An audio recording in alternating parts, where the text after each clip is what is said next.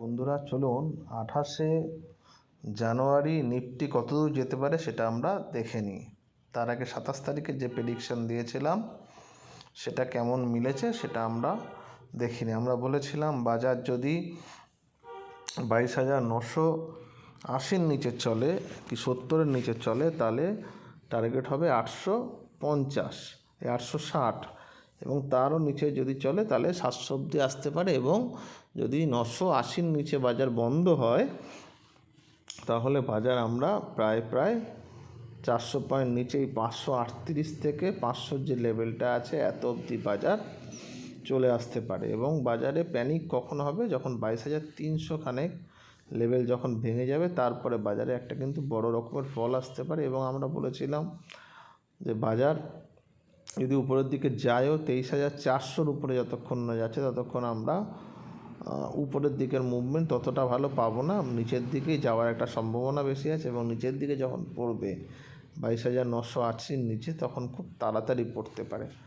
দেখুন বাজার আজকে খুলেছি গ্যাপ ডাউনে, অনেকটা গ্যাপ ডাউনে খুলেছিল এবং প্রথম ক্যান্ডেলটাই দেখুন 988-কে টাচ করলো এবং তারপরে কিন্তু উপরে গেছিলো। আমরা পরিষ্কার লিখেছিলাম যে 22,980-র উপরে যদি আধ ঘন্টা থাকে তাহলে উপর দিকে মুভ পাবো, নইলে ওখান থেকে আবার পড়তে পারে। প্রতিদিন যেটা হচ্ছে একটা লেভেল অবধি যাচ্ছে, লেভেল অবধি গিয়ে তারপর একটা ফল আসছে। দেখুন এইখানে দেখুন মানে এই 23 তারিখে ছুঁয়ে এখান থেকে নিচে চলে এসছে। এখানেও দেখুন আজকে বাজার কিন্তু ফার্স্ট ক্যান্ডেলে ইন্ডিকেশান দিয়েছে 988।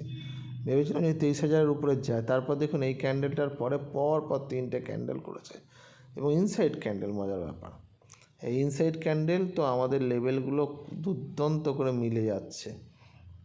দেখুন এখানে প্রায় 50 পয়েন্টের উপর কাছাকাছি দিয়েছিল এবং পরের ক্যান্ডেলটাতেই চলে আসে একদম দেখুন 22,860।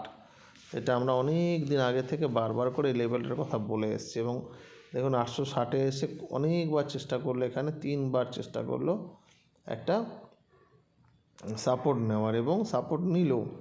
886-র উপর যখন চলেছে তখন 940 অবধি গেছে, কিন্তু এইখানে যে হাইটা করেছিল 9:45-এর 9:30-এর সময় সেই হাইটার ধারে কাছে কিন্তু গেল না। যদি এই ক্যান্ডেলটাই বড় হয়ে এই লেভেলটা গিয়ে যদি পার করতো তাহলে একটা মুভমেন্ট দেখতে পেতাম।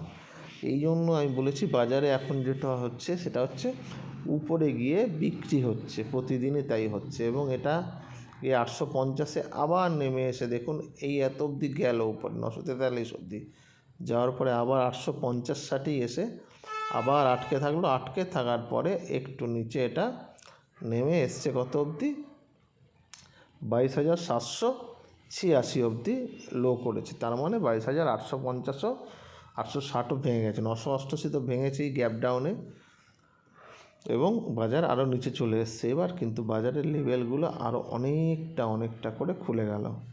আমরা বলেছিলাম এই যে এই ক্যান্ডেলটা দেখে এই যে ক্যান্ডেলটা বানিয়েছিল একটা 1:1 টার্গেট ধরলে প্রায় 400 পয়েন্ট হয় 976 থেকে, তার মানে 930-940 অবধি বাজার যাচ্ছে। 22,940 অবধি এখনও পর্যন্ত যা হিসেব আছে সেইতে যাচ্ছে, ঠিক আছে। এইবারে দেখুন কি হতে পারে। বাজার কালকে একবার যদি উপর দিকেও খোলে এই লেভেলটার উপরে দেখুন যাচ্ছে কিনা 22,860, তারপরে যদি দেখেন আরও উপরে খুলে গেল, এই জায়গায় খুলে গেল, হতে পারে একটা মানে এখন হবে উপরে গিয়ে তারপর আবার নিচে আসতে পারে 936-940-এর কাছাকাছি গিয়ে যদি খুলে যায় ওয়েট করব।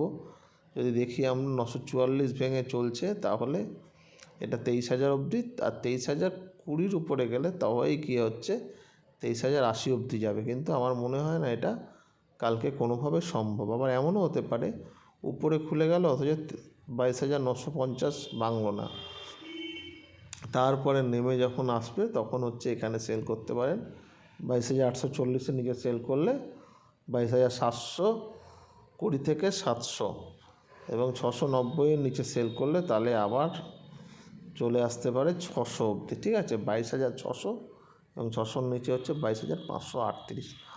এই কটা লেভেল দেওয়া থাক।